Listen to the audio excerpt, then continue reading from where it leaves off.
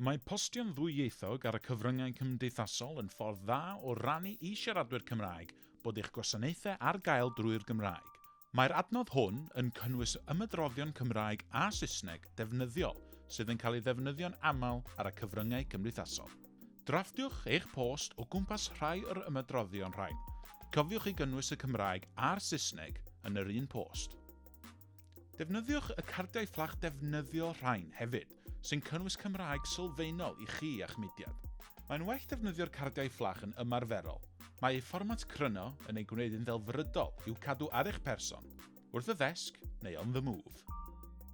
Nodwch nid yw'r cardiau fflach yn cynnwys ffonetig i'r Gymraeg, ond na phoener.